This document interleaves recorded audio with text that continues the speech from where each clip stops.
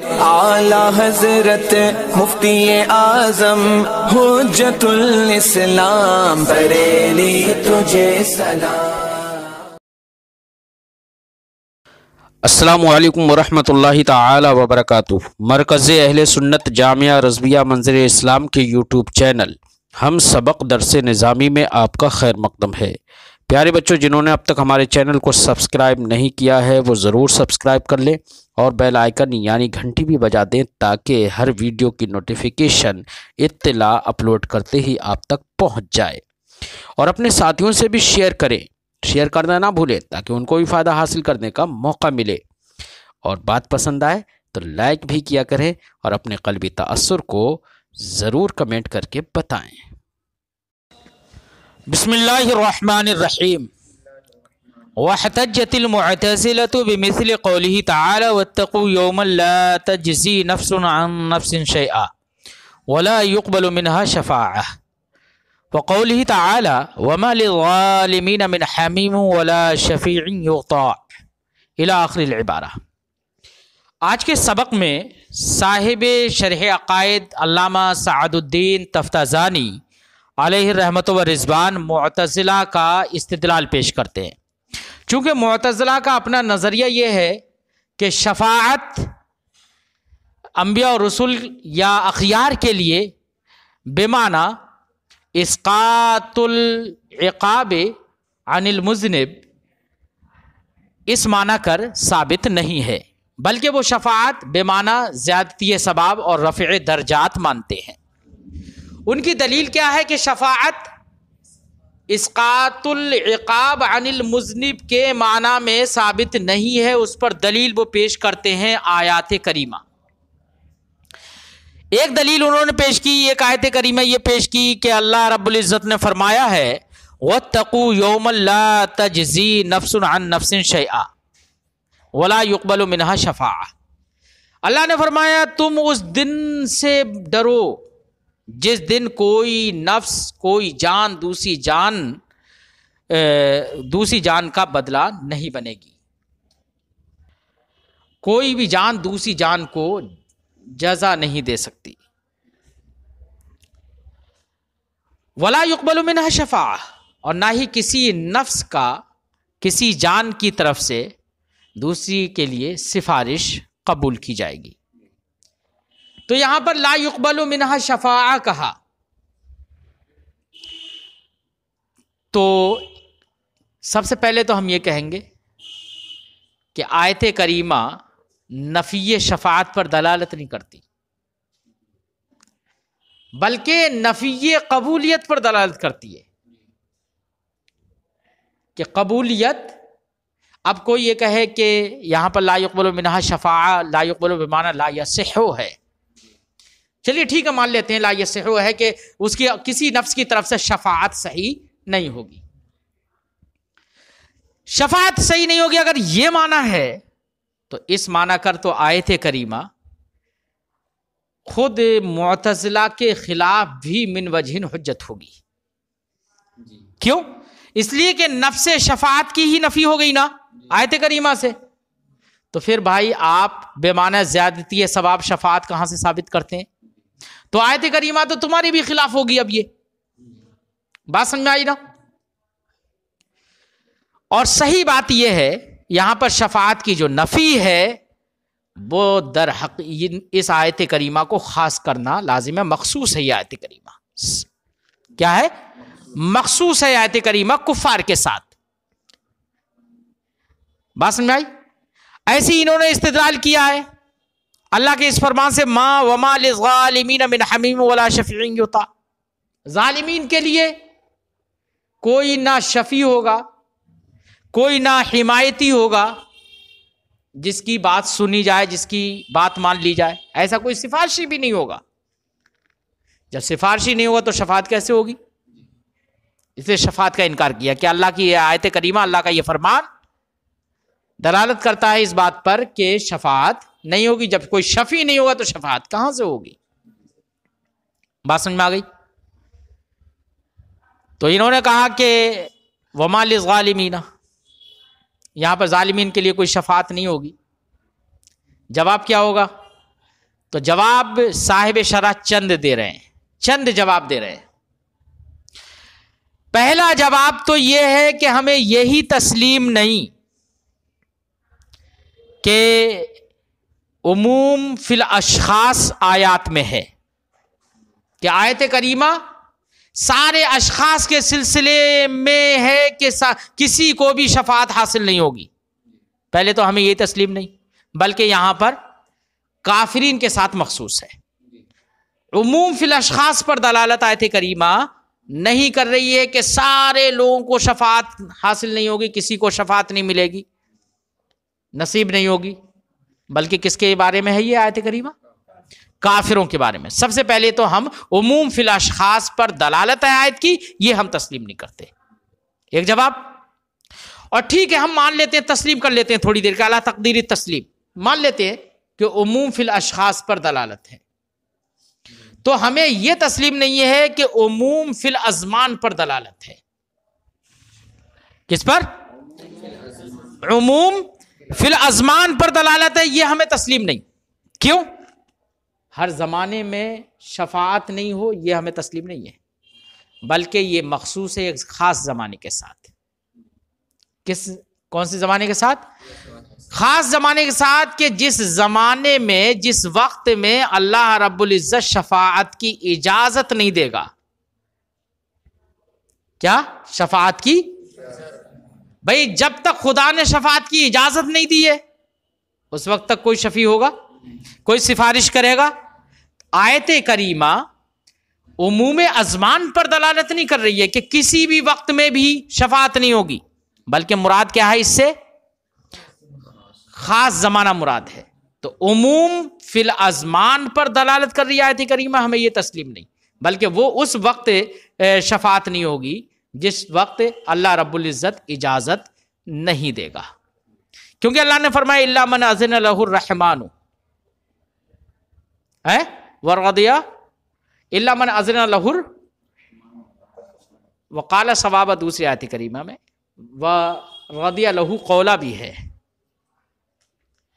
تو اجازت ملے گی نا اللہ رب العزت کی طرف سے، تو جب تک اجازت نہیں ملی اس وقت تک کے لیے ہے کہ کوئی شفاعت نہیں ہوگی۔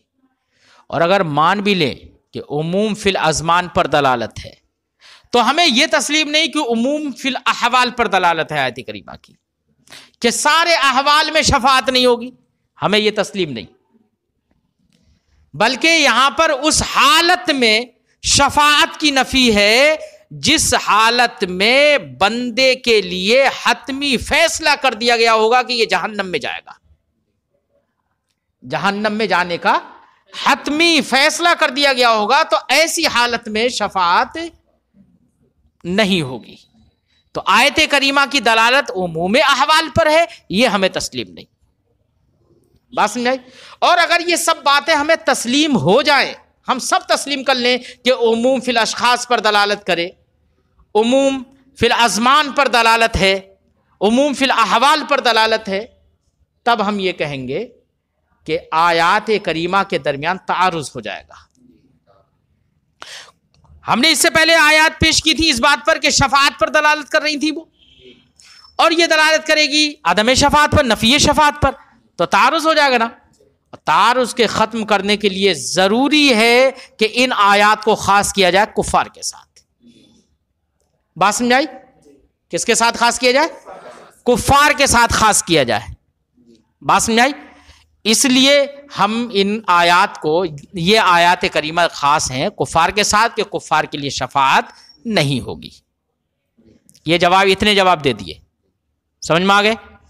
ترجمہ لگاتے ہیں، فرماتے ہیں وَحْتَجَّتِ الْمُعْتَزِلَةُ، معتزلہ نے استدلال کیا ہے، احتجاج کیا ہے اللہ کے اس فرمان سے، وَاتَّقُوا يَوْمًا لَا تَجْزِي نَفْسٌ عَن نَفْسٍ شَيْئًا سے، وَلَا يُقْبَلُ مِنْهَا شَفَاعَةٌ ہے اس سے، وَقَوْلُهُ تعالیٰ، ایسے اللہ رب العزت کے اس فرمان وَمَا لِلظَّالِمِينَ مِنْ حَمِيمٍ وَلَا شَفِيعٍ يُطَاعُ، اس سے الجواب، جواب یہ ہے بعد تسلیم دلالتها علی العموم فی الاشخاص، ان آیات کے عموم فی الاشخاص پر دلالت تسلیم کرنے کے بعد، اس کا مطلب اولاً تو ہمیں عموم فی الاشخاص پر دلالت ہے آیت کی، یہی تسلیم نہیں ہے، تسلیم کر لینے کے بعد ایسی دلالت علی العموم فی الازمان تسلیم کر لینے کے بعد ایسی دلالت علی العموم فی الاحوال تسلیم کر لینے کے بعد تو یعنی پہلے تو ہمیں یہی تینوں چیزیں تسلیم نہیں ہے اور ان تینوں کو تسلیم کر لینے تو ان کے بعد جواب یہ ہوگا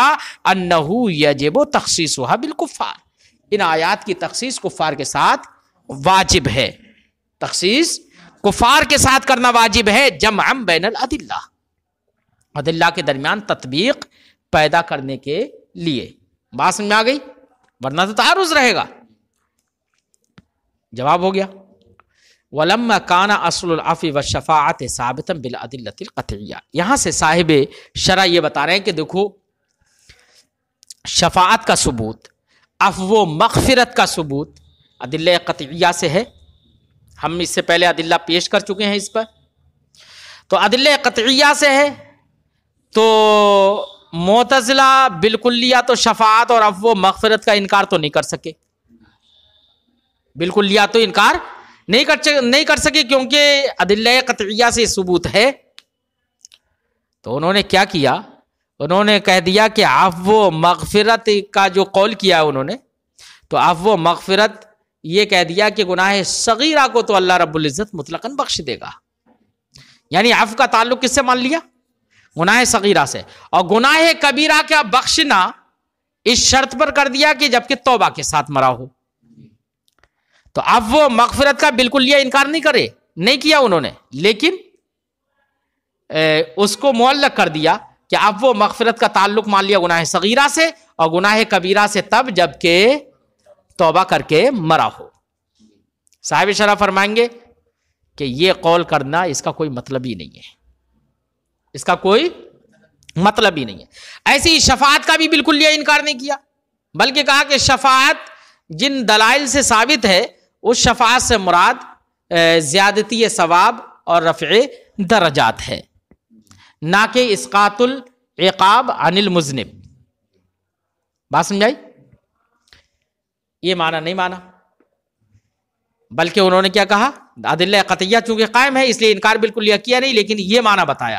صاحب شرح اس بات پر زور دیں گے کہ جو انہوں نے عفو و مغفرت کا معنی بتایا ہے اور جو شفاعت کا معنی بتایا اس کا کوئی معنی ہی نہیں ہے، اس کا کوئی مطلب نہیں ہے۔ کیا مطلب نہیں ہے، کیسے مطلب نہیں ہے؟ صاحب شرح بتائیں گے۔ فرماتے ہیں وَلَمَّا كَانَ أَصْلُ الْعَفْوِ، عفو مغفرت کی اصل اور شفاعت کی اصل ثابت تھی ادلہ قطعیہ سے، یعنی کتاب سے، سنت سے، اجماع سے۔ قالت المعتزلہ، تو معتزلہ نے بالکل لیا تو انکار تو نہیں کیا، لیکن معتزلہ نے کہا عفو کا قول کیا، لیکن کس کے عفو کا قول؟ عن الصغائر مطلقہ، گناہ صغیرہ سے عفو کا قول کر لیا مطلقاً، اور گناہ کبیرہ سے بعد توبہ، کس کے بعد؟ توبہ کے بعد۔ وبالشفاعت، اور شفاعت کا بھی قول کیا لیکن کس معنی کر؟ لے زیادتی ثواب، ذاتی ثواب کے لیے۔ وکلاہما فاسد، یہ دونوں قول ان کے، اب وہ مغفرت کا جو قول کیا ہے کہ گناہ صغیرہ کو معاف کر دے گا، گناہ کبیرہ کو بعد توبہ، ایسی شفاعت کا قول زیادتی ثواب کے معنی میں، یہ دونوں قول کیا ہیں؟ فاسد ہیں۔ اما الاول، پہلا قول کیوں فاسد ہے؟ تو پہلا قول اس لیے فاسد ہے کہ فَلِأَنَّ التَّائِبَ وَمُرْتَكِبَ الصَّغِيرَ المجتنب عن الكبیرہ لا یستحقان العذاب عندهم۔